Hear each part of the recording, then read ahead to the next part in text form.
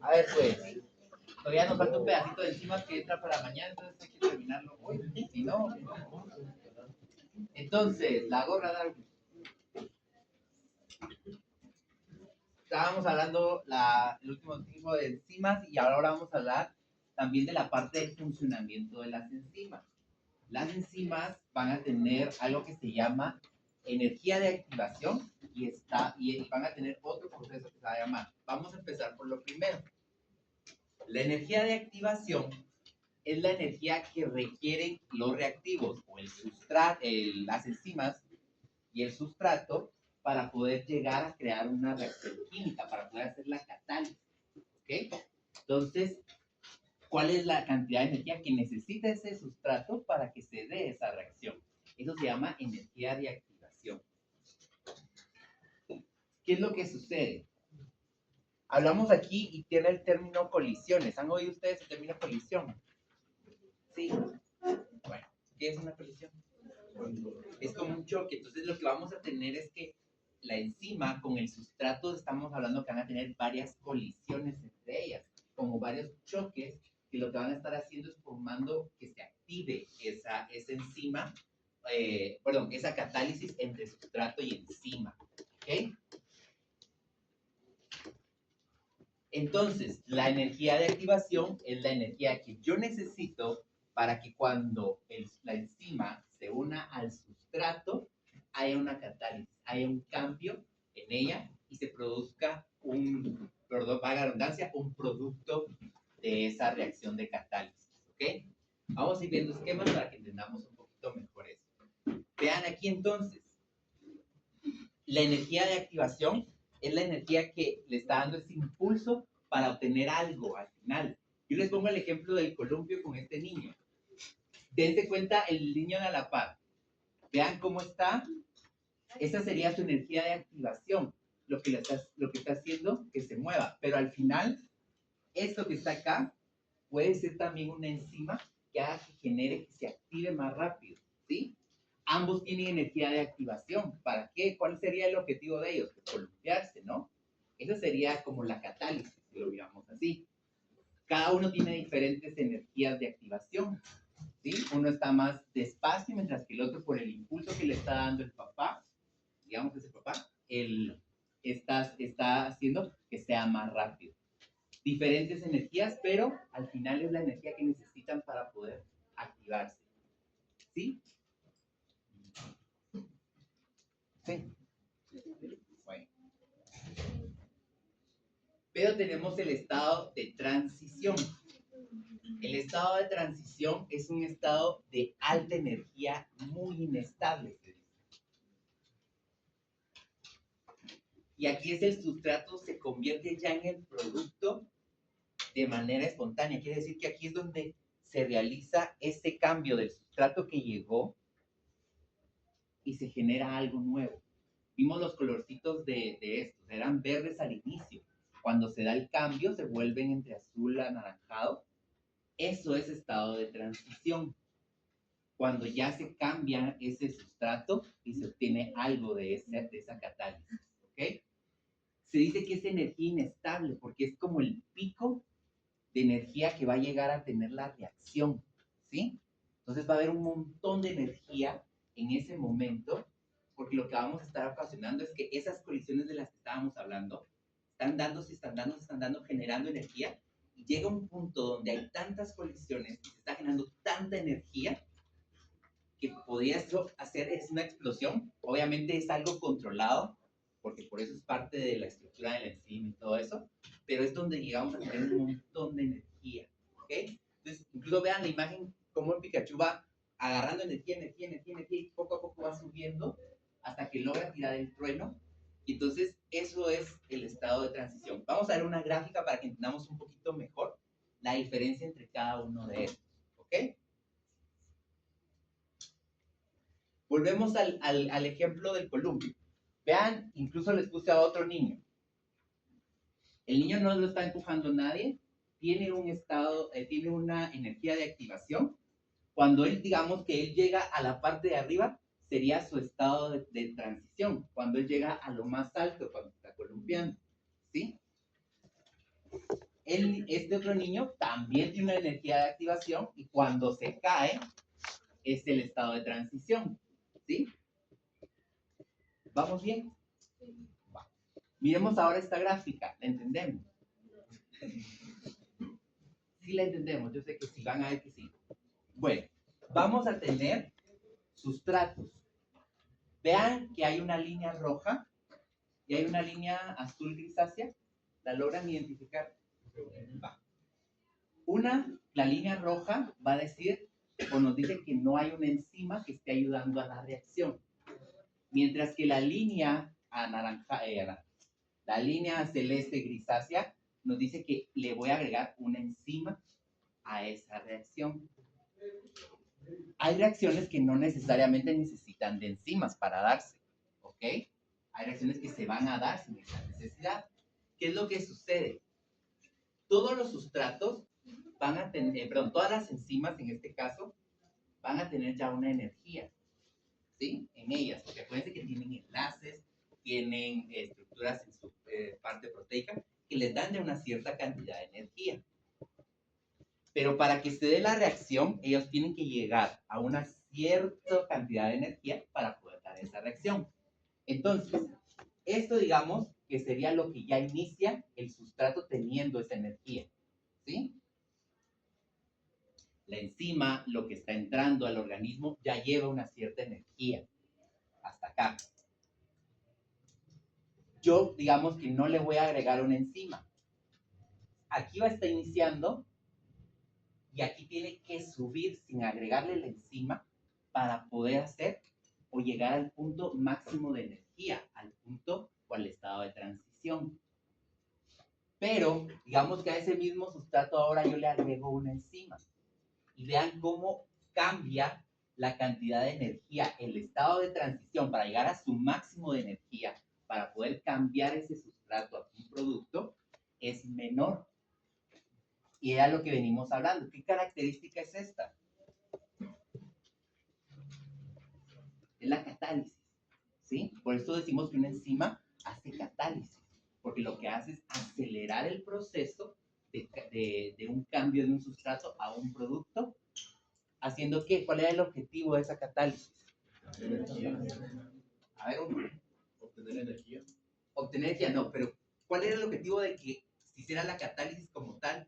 No el producto final, sino porque no todas las reacciones obtenemos energía.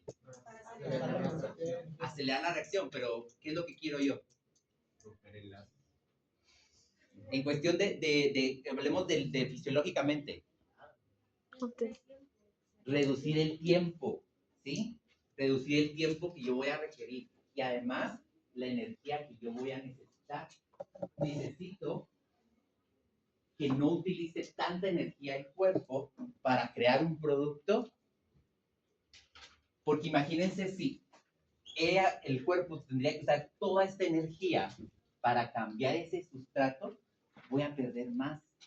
Entonces yo necesito ahorrar lo más que pueda. La enzima lo que me hace entonces es ahorrarme esa energía en poco tiempo. Entonces incluso vean la apertura que tiene la línea de la sin enzima a la apertura que tiene la enzima con enzima, perdón. Es en menor tiempo. Vamos bien. A ver. La enzima la aprovecha mejor. O trata como de canalizar mejor esa energía. Veamos aquí lo que estuvimos viendo. ¿Se acuerdan de ese esquemita que vimos de sustrato, enzima, bla, bla, bla? Bueno, digamos que tenemos la de la enzima. Llegaba sustrato, teníamos la enzima y ese es mi punto inicial. El sustrato ya llega con una energía, la enzima ya tiene una energía. Estoy aquí. Ya llegué hasta acá, ya llevo un camino porque ellos ya llevan una cierta energía entre ellos. Muy bien. Bueno, ahora sigamos en ese esquema que ya habíamos visto. Se conectan y se hace el complejo enzima-sustrato. Empiezan esas colisiones y empieza a tratar de llegar o empieza a hacer su energía de activación, ¿sí? Entonces empieza a chocar el sustrato con la enzima, a chocar, a modo de ir generando energía, para ir subiendo poco a poco hasta que llega al estado de transición. En el estado de transición, entonces, cambia ese sustrato a un producto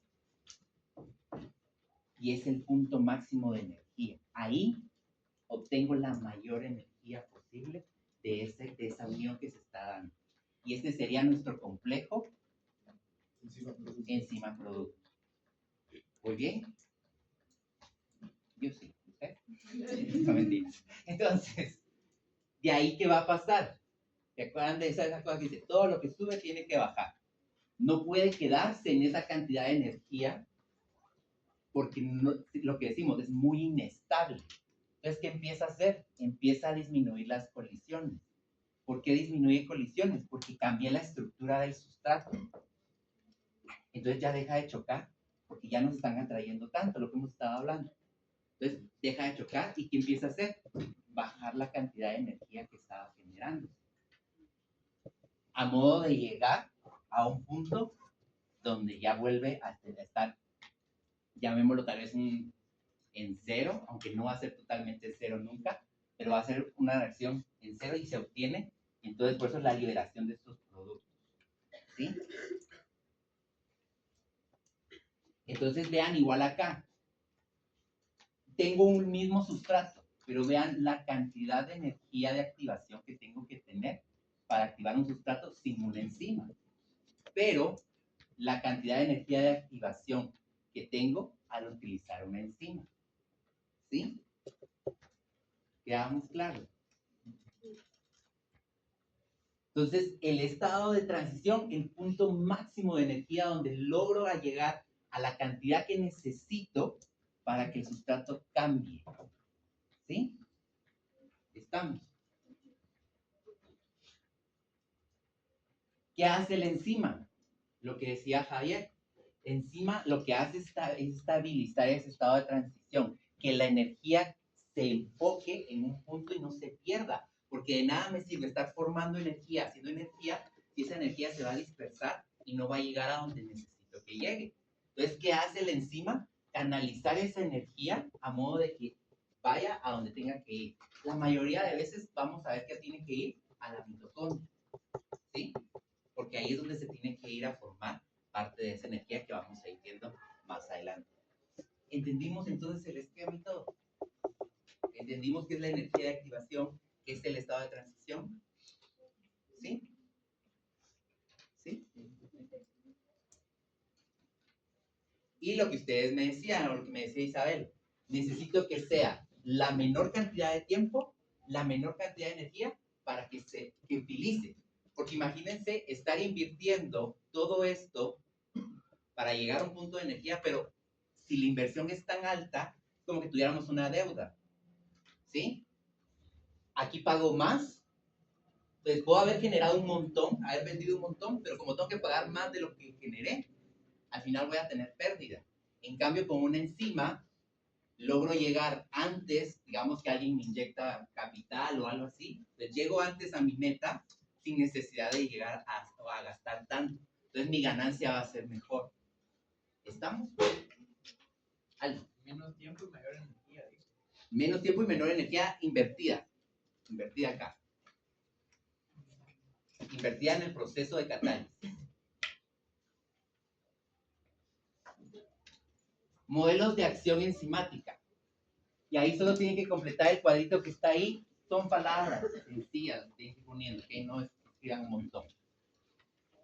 El primer modelo que tengo se llama modelo de llave cerradura.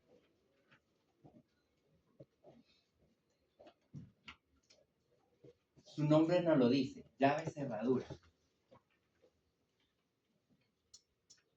Ustedes van a ver que, por ejemplo, las llaves de mi casa, ¿le harán a la casa de alguien más? No. ¿Ok? Mi llave no le puede hacer a nadie más. Algo así es el modelo de llave cerradura. El sustrato encaja perfectamente en la enzima.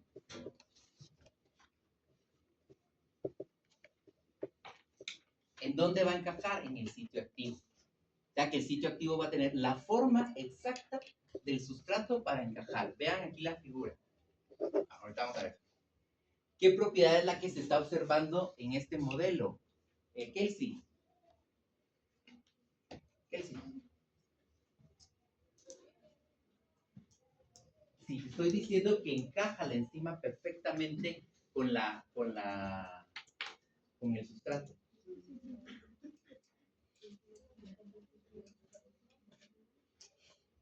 Vamos a ver que no pues Madeleine.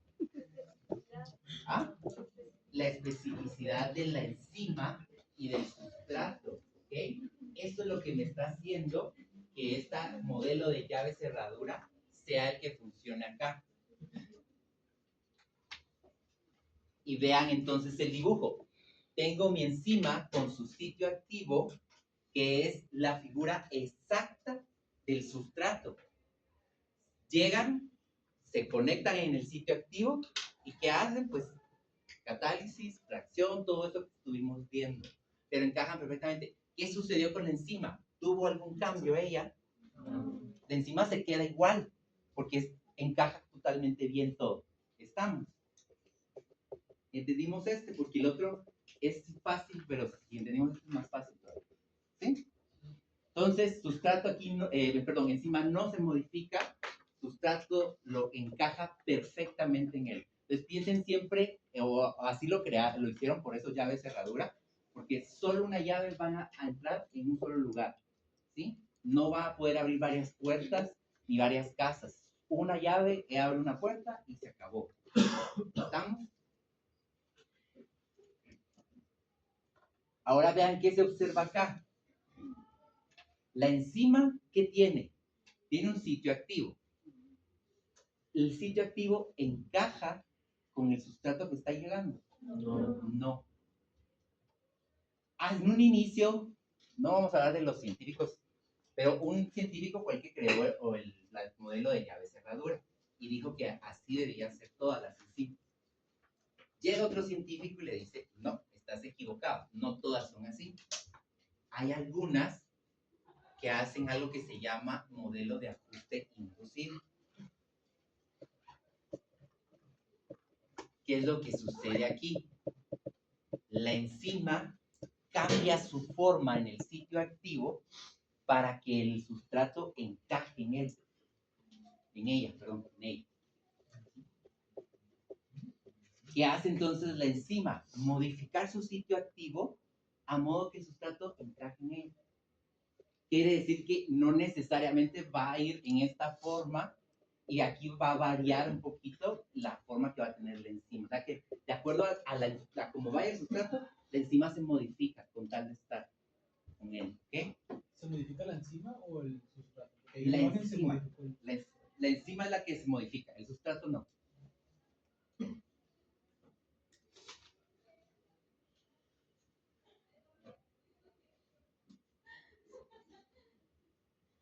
Entendemos entonces los dos modelos. ¿Sí? Es fácil. ¿Qué nos va a hacer esto o qué nos va a servir, esto de acá? También los dos modelos van a depender de la concentración que hemos estado, de lo que hemos estado hablando. De la cantidad de sustrato va a depender también el funcionamiento de la enzima. En ambos modelos, por ejemplo, a una baja concentración, pues hay bastantes enzimas, llegan sustratos, se conectan, catálisis, etc. Pero si en eso va a ir subiendo la cantidad de sustratos, las enzimas se van a ir ocupando en sus sitios activos y eso que me va a hacer que los sustratos dejen de modificarse y entonces ambos modelos están dependientes de la cantidad de sustrato que hay. ¿Sí? ¿Qué es lo que sucede? Que los sustratos que no logran conectarse tienen que esperar a que haga catálisis el que se conectó para poder entrar ellos a hacerlo. Esto no me conviene en un cuerpo porque no estamos teniendo como se está poniendo lento el proceso. ¿Ok? ¿Estamos? Eso lo hemos estado hablando. Ahora hablemos de inhibición enzimática. Como su nombre lo dice, van a haber compuestos que lo que van a ir a hacer es a ocupar o a modificar de cierto modo el sitio activo. Hay diferentes formas, ¿ok? Y ahí van a haber varios inhibidores. Vamos a ver los inhibidores que son reversibles. ¿Qué quiere decir? Que yo puedo quitar el inhibidor y todo sigue normal, ¿sí? O todo vuelve a su normalidad. El primero que tenemos, competitivos. Su mismo nombre lo dice. Van a competir por llegar al sitio activo. Voy a poner todo. Entonces vean aquí. Van corriendo ellos dos. Pongamos que este que está como de rojito es el que normalmente debería llegar. Pero el que va de azul, tal vez creo que va de azul, logra llegar antes que él porque se tira. Y eso hace los inhibidores competitivos. Tratar de llegar antes de que el sustrato se conecte al sitio activo, él se conecta. ¿Qué pasa aquí? Si el sitio activo ya está ocupado, ese sustrato ya no puede conectarse. Ya no puede haber catálisis, entonces ya no se va a generar la reacción que esperábamos que sucediera en el organismo. ¿Qué es lo que hace entonces? Pues por eso decimos que inhibe la función de la enzima, porque en vez de conectarse el sustrato normal, se conecta un sustrato totalmente distinto, pero me inhibió mi función enzimática. Como les digo, su nombre lo dice. Va a competir ese nuevo sustrato enzimático por al sustrato que va a llegar. ¿Qué me va a hacer también que cambie? La concentración. Mientras más sustrato del que debería estar llega, lo intimidan a este y se quita para que no le hagan, no le peguen ni nada, ¿sí? Entonces se quita ese inhibidor, entonces ya deja que empiecen a entrar los sustratos que deben estar llegando, ¿ok? El lugar de conexión sería el sitio activo. El sitio activo, ahí es donde se van a conectar. Y no deja que se conecte el sustrato normal. Entonces el inhibidor se quita dependiendo de la concentración. La concentración, a mayor concentración, él se quita. Mayor concentración del sustrato que debería ir ahí. ¿Okay? ¿Vamos bien?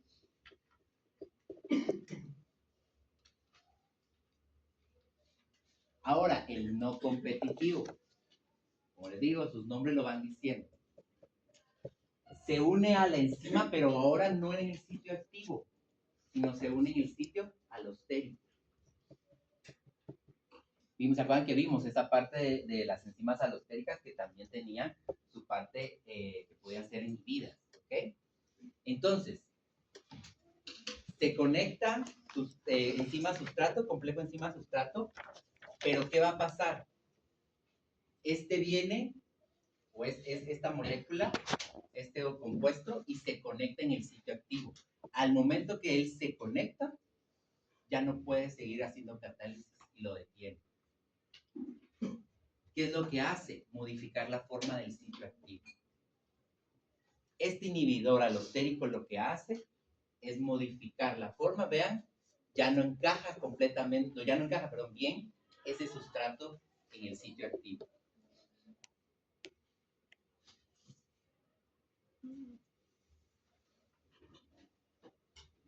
¿Por qué le decimos no competitivo? Porque no compite por conectarse al sitio activo, sino que deja que él se conecte y él se conecta en el otro lado. Entonces, a él no le interesa llegar primero.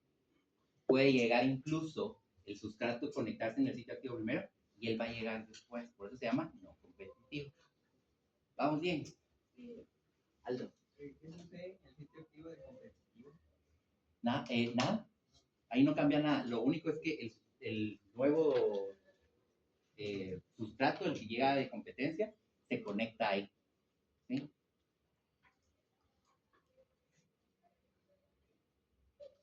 El sitio activo ahí no se modifica en el competitivo. En el no competitivo sí se modifica. Y el acompetitivo. El inhibidor, aquí vean dónde se va a unir. En el complejo enzima sustrato. O sea que llega encima, está encima, llega a sustrato, se conectan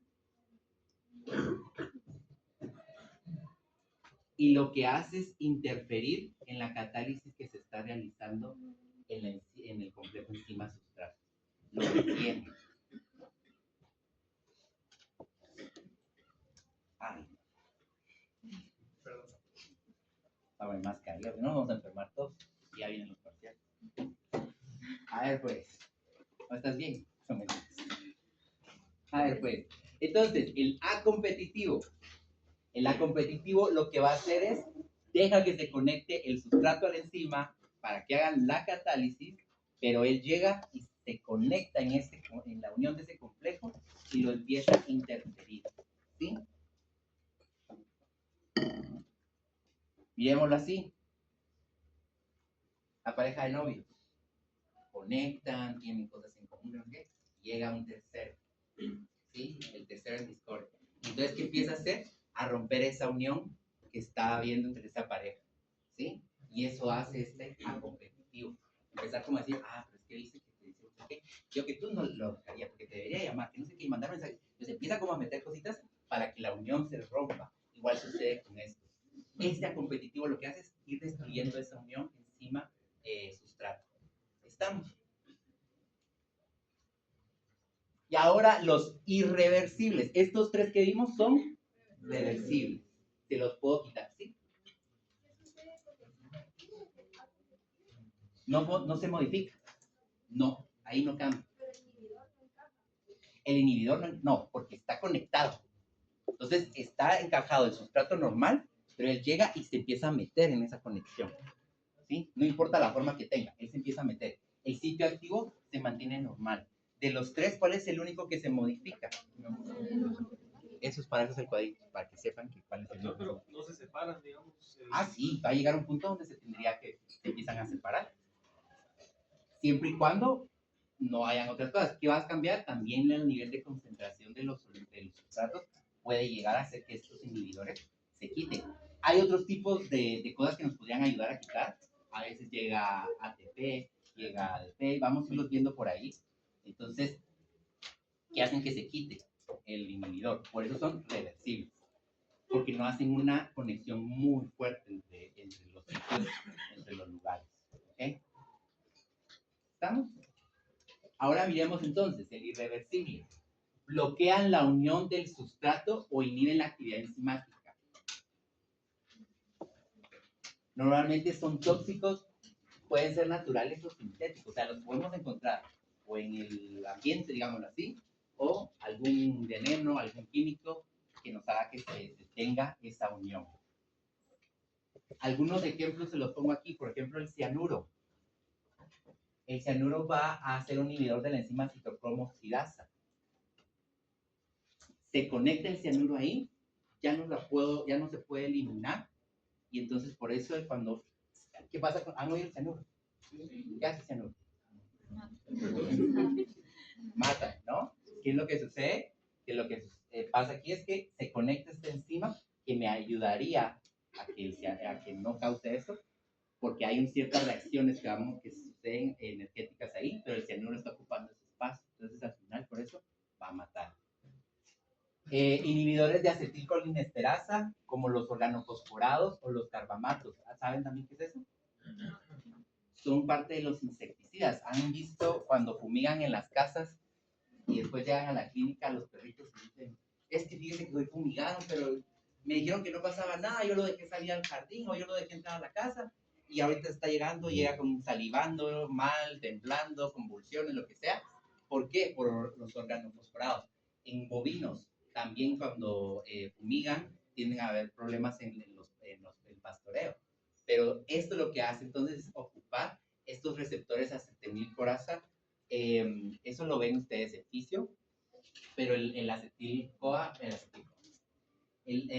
acetilcolinesterasa son enlaces que ayudan en la parte nerviosa a hacer respuestas de cierto tipo y todo. Entonces lo que van haciendo es matando, si está conectado al órgano fosforado o algo, lo que va a pasar es que se muere. ¿Qué es lo que sucede? Es muy difícil de quitar porque es una conexión irreversible. ¿Ok? Entonces vean aquí, más o menos esto es el mecanismo que va a ocupar, sobre todo estos de acá, los acetilcolina y la esterasa. Como les digo, estos son muy importantes porque en física ustedes lo van a ver. Entonces, hay una inhibición, aumento de acetilcolina, entonces se pierde la coordinación muscular. ¿Han visto ustedes la tetania? Sí, ¿han visto sus animales con tetania? Entonces, es como que tuvieran ciertos temblores, digámoslo, incluso pueden haber convulsiones y todo. Entonces, lo que hace es que se conectan a esos músculos y entonces el músculo empieza a temblar y a temblar y a temblar. Y lo que empezamos a ver en el paciente es esa tembladera y al final pues llega a morir porque nunca se detiene esas descargas eléctricas que se están dando. ¿Por qué? Porque van a afectar la parte de las neuronas, sobre todo la conexión sináptica. ¿Sí? Como les digo, ustedes en físico van a detalle toda esa parte, pero por lo menos ustedes ya saben que son, de cierto, son como enzimas, los venenos estos, hay un montón, que lo que hacen es conectarse a la enzima y ya no se desconectan. ¿Están? ¿Sí? Bueno, empezamos entonces la siguiente unidad. Otra.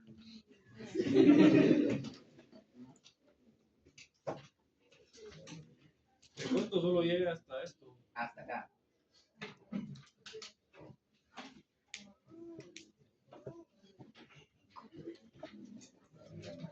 Bioenergética. Mucho de lo que hemos visto de las enzimas y todo eso tiene que ver con lo que vamos a ver ahora, ¿ok? ¿Han oído eso de las leyes de la energía y todo?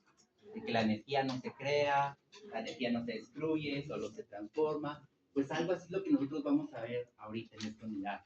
Un poco de cómo esa energía va a irse generando en las reacciones metabólicas. Al final es lo que yo necesito como organismo, que se genere esa energía.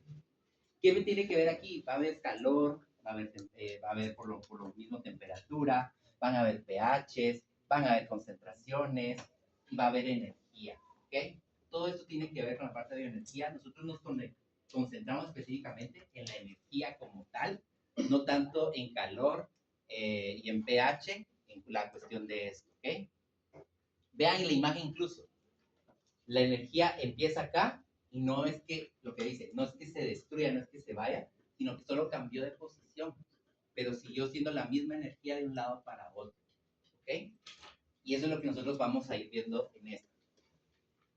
¿Qué es o qué es la bioenergética? La bioenergética es la transferencia y la utilización de esa energía para los sistemas biológicos, ¿ok? ¿Ustedes ya vieron Superman? No. Bueno, pues entonces esto pasa en Superman. Pero al final, Superman siempre ha sido así. Desde que existe. Él se alimenta del sol para poder regenerarse, ¿sí? Incluso podrían ahí ustedes ver hasta que hay vitaminas, ¿ok? Activo vitamina D para regenerar hueso, para generar calcio. ¿Qué hace él? Está lastimado, tiene que regenerar calcio. Pero lo que estamos al punto ahorita es que él busca esa energía, la obtiene y él no lo que va a hacer es utilizar esa energía del sol para poder generar en su cuerpo la sanación, ¿ok? Y esa es la bioenergética. ¿Cómo va a utilizar él esa energía y cómo se la va a transferir a sus células para que vayan activándose y se vaya regenerando todo su cuerpo, ¿ok? ¿Por qué será importante la bioenergética? Porque la bioenergética nos va a ayudar a predecir si una reacción o un proceso se puede llevar a cabo. Si tengo la energía suficiente o lo que necesito yo para que esa reacción se dé. La bioenergética es la que me va a decir. Además, tenemos la energía libre de Gibbs. ¿La habían oído ustedes? Sí. Pero no. La energía libre de Gibbs.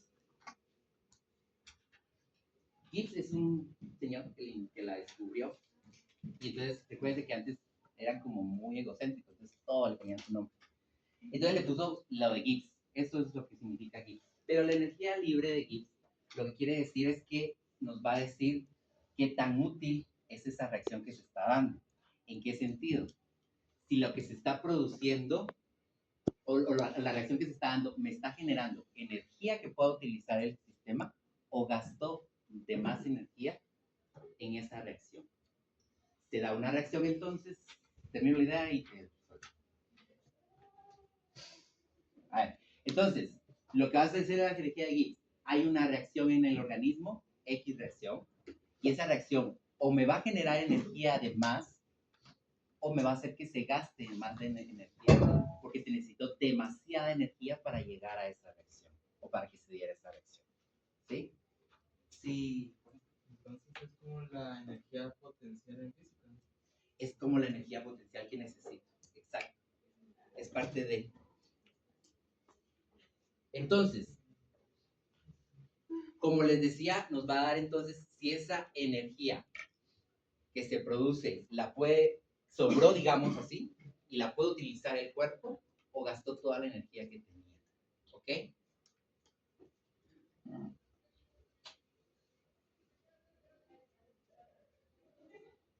La energía libre de Gibbs, se puede clasificar de dos formas. Cuando hablamos de delta Gibbs, ¿saben qué significa delta en ecuaciones? ¿Qué? ¿La qué? Un cambio, una diferencia que hay entre algo, ¿ok? Que sucede. Si esa diferencia de energía de Gibbs, ese resultado que me va a dar, es negativo, se dice que el proceso es espontáneo. El proceso es exergónico. ¿Qué querrá decir exergónico? Que libera más energía. ¿Ok? ¿Es lo mismo exotérmico que exergónico? ¿Qué es exotérmico? Liberar calor. ¿Ok? Y el calor no nos hace diferencia en reacciones. Lo que nos va a hacer la diferencia en reacciones es la cantidad de energía que se libere o que se absorba. ¿Ok? Entonces, delta Gibbs negativo me va a hacer que sea una reacción espontánea y exergónica, que libere energía. ¿Sí? Estas son las que a mí me interesa, bueno, o nos interesan a nosotros en el organismo, porque son las que van a generar energía para que se pueda utilizar. ¿Ok? Pero tenemos energía delta Gibbs positivo. Esta es un proceso no espontáneo, endergónico, y lo que quiere decir entonces es que gastó más energía de la que podía tener que ver, entonces no liberó energía, no obtuve nada de ella. Pero no quiere decir que sean reacciones malas, ojo ahí. Muchas veces necesito que estas se den para que la siguiente que sea endergónica se pueda dar, ¿ok? O viceversa. Entonces, vamos a ver que muchos de los ciclos que vamos a ver metabólicos van a tener los dos tipos, porque al final es una forma de ir equilibrando el cuerpo o el organismo. Entonces, no quiere decir que sean malas, solo quiere decir que no estoy obteniendo energía de ellas, ¿ok? A ver, analicemos las siguientes reacciones.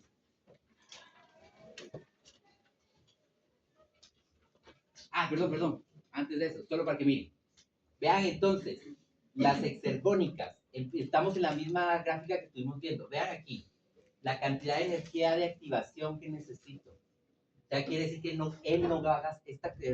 reacción no va a gastar tanta energía para poder llegar a su estado de transición, causar catálisis, producto, y no voy a perder. Por lo mismo, ahorro energía y obtengo energía de ella. ¿Voy bien? ¿Me expliqué? Pero en la siguiente, vean en dónde empieza. Digamos, empieza en 0. Entonces, para poder llegar a ese estado de transición, en esa reacción, yo necesito que se suba desde acá hasta acá para poder obtener ese estado de transición. La energía que yo necesito es más. Por eso en estos estados no espontáneos, endergónicos, no obtengo energía de ganancia, porque la gasto completamente para poder llegar a ese estado de transición. ¿Sí?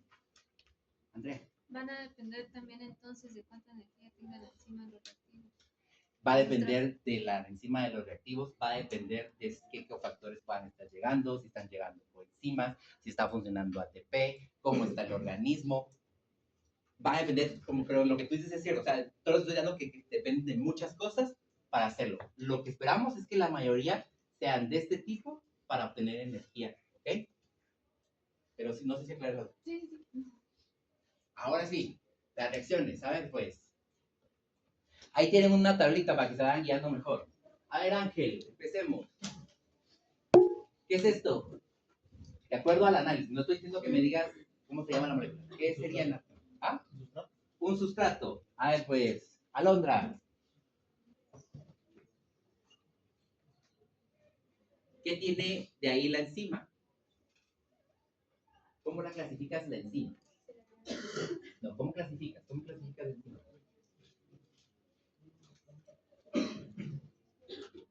Es una gliceroaldehído 3-fosfato deshidrogenasa.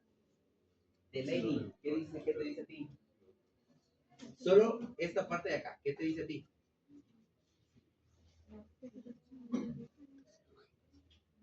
Sí, o sea, ¿qué te dice a ti? Solo que tú digas gliceraldehído 3-fosfato deshidrogenasa.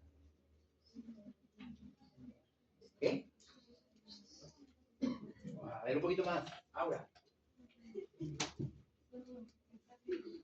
¿Pero qué les dice? A ver, vamos a ver cómo se escribían los nombres, qué nos decía lo que llevaban en el inicio, cómo se escribían los nombres de las enzimas. María Fernanda. Te dice gliceraldehído 3-fosfato. ¿Qué les dice a ustedes eso? ¿Está bien?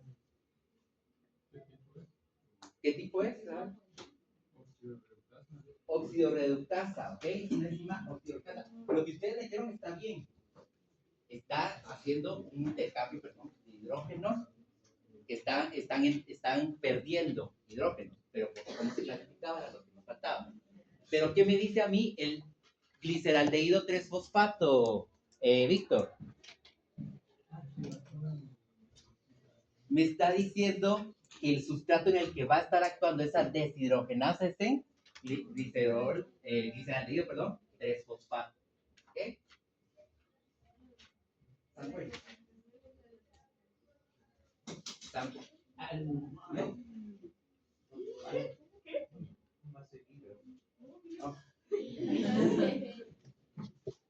Es parte, esto es lo que estamos repasando porque la tarea que tienen que entregar mañana y el corto viene mañana, sí. ¿Ok? A ver, pues, Sampuel. Gliceraldehído 3-fosfato deshidrogenasa. ¿Qué es esto que está acá? ¿Cómo lo llamaríamos? Coenzima. Coenzima, Josué. ¿De dónde viene, Alejandra? Ese NAD. ¿Quién le da origen? Ronald. ¿Qué es la vitamina? ¿Okay? Como es específico y para que no nos confundamos ahí, quedémonos cofactores para que no haya problema. Cofactores van a ser todos los inorgánicos. ¿Ok? Y los orgánicos los llamamos coenzimas o cosustratos o grupo prostético. ¿Ok? ¿Qué más está entrando, Melanie?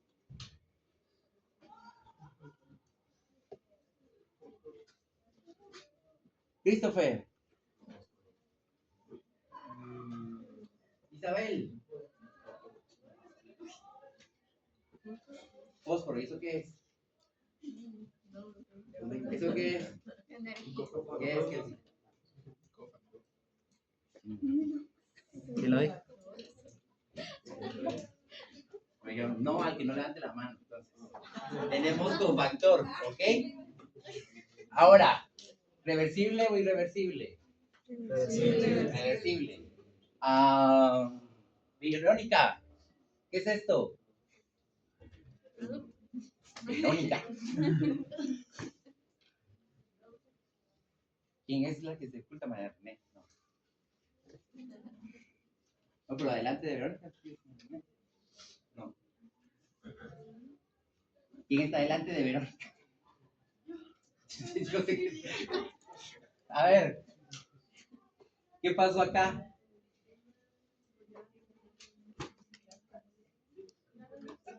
Hubo una reducción de uno de los compuestos y una oxidación. Pero ¿qué más sucedió, Andy? Christopher, Agregación de fosfato. un grupo fosfato se agregó. ¿Por qué? Porque estoy agregando un fosfato inorgánico. ¿Sí? Un fosfato inorgánico. Entonces, hay una fosforilación. Además de una parte de la oxidorreducción o una oxidorreductasa que es la enzima, también hay una fosforilación. ¿Qué es lo que sucede? Deshidrogenasa lo que hace es quitar hidrógenos y me deja espacios libres. ¿Para qué? Para que el fosfato inorgánico que está entrando logre conectarse a donde él pueda quitar esos hidrógenos. ¿Sí? NAD sale ahora, NAD reducido, porque se lleva los hidrógenos. Y ahora vean aquí, ya no hay dos fosfatos o dos grupos fosfatos, entonces por eso ahora lo llamo 1,3 bisfosfoglicerato. ¿Ok? Mis productos entonces fueron el 1,3 bifosfoglicerato y el NADH. Esos son mis productos. ¿Estamos? La fosforilación es una reacción, pero no clasificación de la enzima. ¿Perdón? La fosforilación es la reacción, más no la clasificación de la enzima. No. La enzima, lo que les decía, la enzima lo que hace es quitar hidrógeno. Y aparte, ese NAD va acompañado de otro cofactor que es el fosfato. Y al quitarle encima esos hidrógenos, le permite ese fosfato conectarse. Fosfato inorgánico. ¿Ok? Emily. Perdón. Entonces decimos que la energía total de esta reacción obtenida es de 6.3 kilojoules mol positivo. ¿Qué querrá decir eso, Emily? Como es un dato positivo, Ajá. entonces se absorbe energía. Se absorbe energía. Entonces, ¿cómo clasificarías esta reacción de acuerdo a la energía de Gibbs? Es,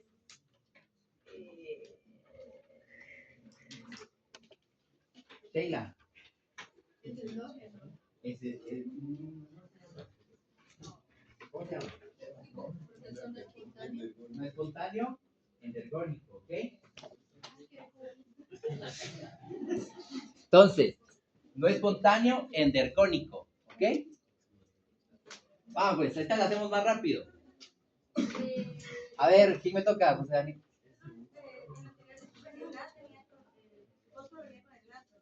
Viene con el nada. José Daniel, a ver, pues, démosle esta. ¿Qué es esto? Sustrato. Rocío. Tipo de enzima que está actuando aquí.